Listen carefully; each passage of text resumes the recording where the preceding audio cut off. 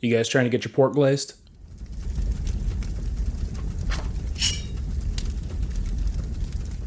Hey guys, I am finally back with a new cooking video. We're trying another new format today. I'm calling this Cooking by the Book. I have a lot of cookbooks.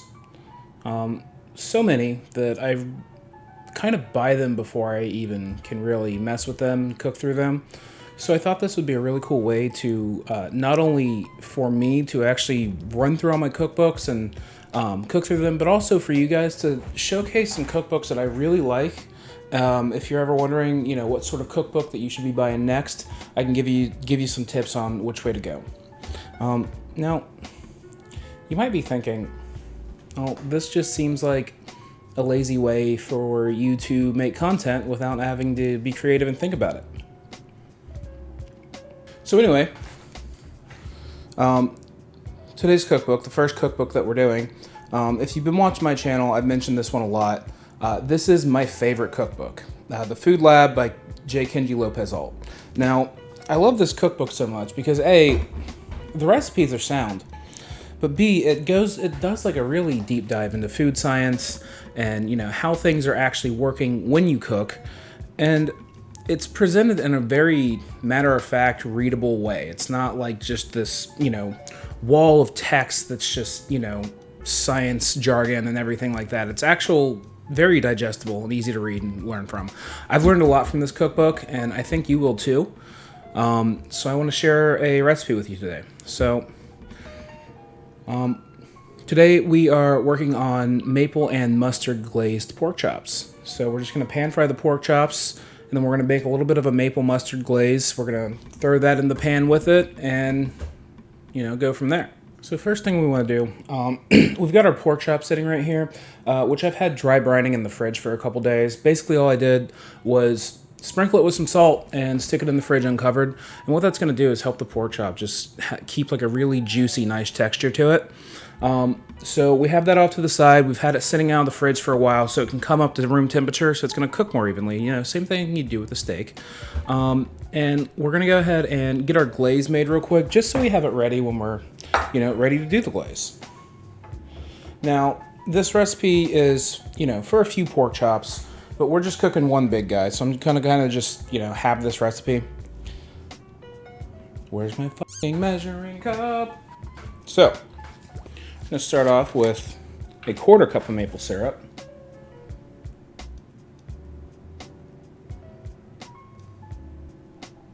2 tablespoons of molasses.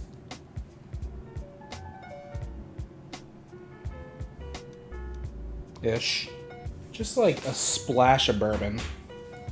Got some Buffalo Trace here. I'm using Buffalo Trace because, it's good, but it's also the fullest whiskey bottle I have that's bourbon.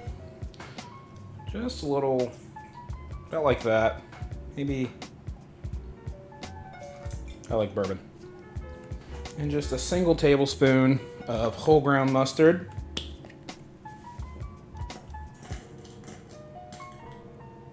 About like that. And then we're just gonna whisk it together. Just like that.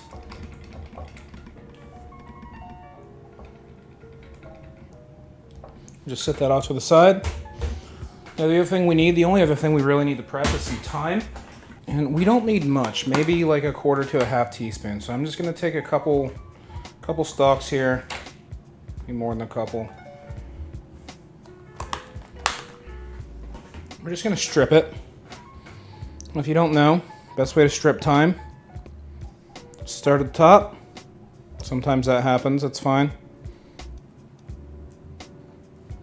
Just pull down and hope that your stem doesn't just keep breaking. Like that. This thyme does not want to cooperate.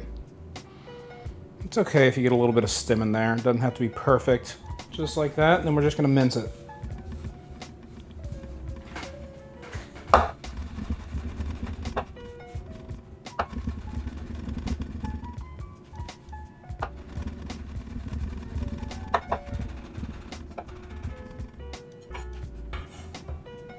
That's really it. So we're just gonna keep that there for a second. Jesus, dude! What? What are you freaking out about?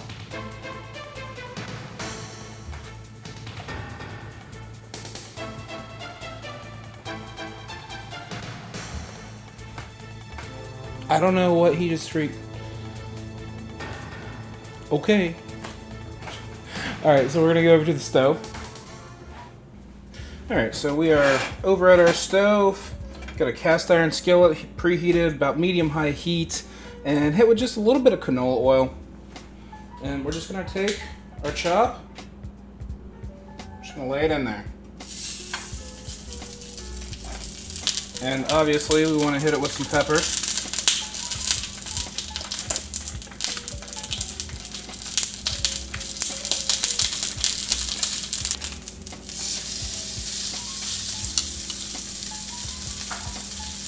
And now the thing about pork chops too is when you're pan frying them like this, you want to turn them pretty frequently, maybe about every minute or so, because you don't want that like crust that you're developing to start burning. You can even see right here where it's already burnt a little bit, so you want to keep them moving.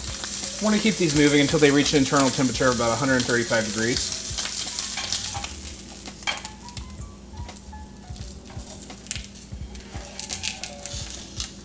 There's really not much to this here, you just keep it moving.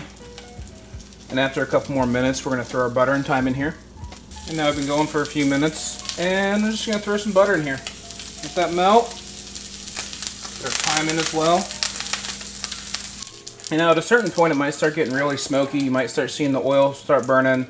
The pork chop starts getting a little too hot too quickly before it's internal. And just drop your heat down to like medium-lowish.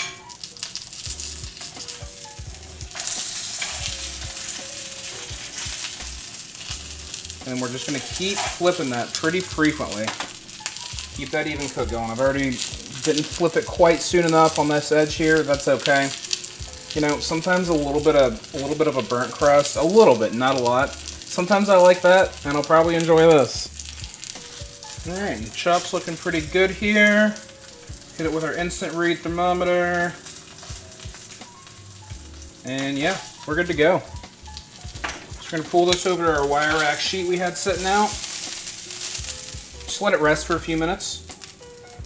Alright, so what we've done after we've removed our pork chop, we've poured the excess fat out of the skillet, and then we're just going to take our glaze from earlier. Just going to add that in. We're back at about medium-high-ish heat now. We'll pour that in.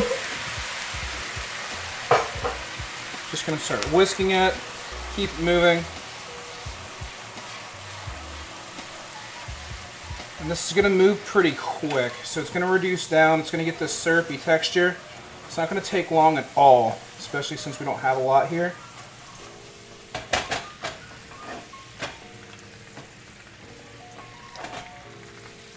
See how it's already looking pretty thick. I'm going to throw just a pinch of salt in there. And one more little whisk. Yeah, look at that. There's a really high sugar content, so you don't want it to caramelize, you know, super quickly, or you're going to burn it.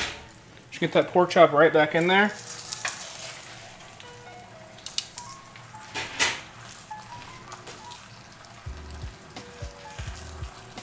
All right, so the camera died, overheated again, as you guys already know, while we were doing the pork chop.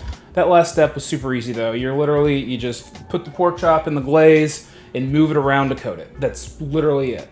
So we've got it, we pulled it, rested a few minutes. Last thing to do is try it.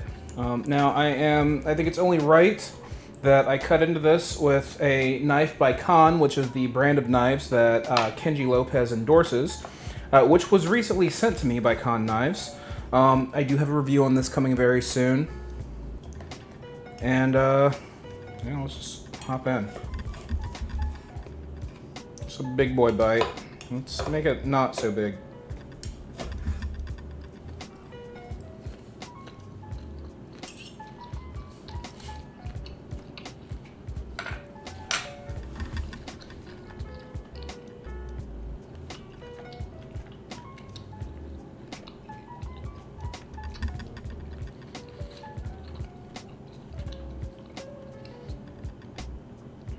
That is excellent. That is delightful. That first bite, that's probably one of the best pork chops I've ever had. Yeah, great. Again, The Food Lab, Better Home Cooking Through Science by Kenji Lopez-Alt. My favorite cookbook. Link is available in the description below if you want to buy it. As always, do the things, hit the buttons that make YouTube like me. Tell YouTube that you like me, you know. Shout out to all the homies on Patreon. You know who you are. Got some big things in the works. Some cool stuff coming to you guys real soon. As soon as I have the time to really work it, it's coming. In the meantime, love y'all. See you soon.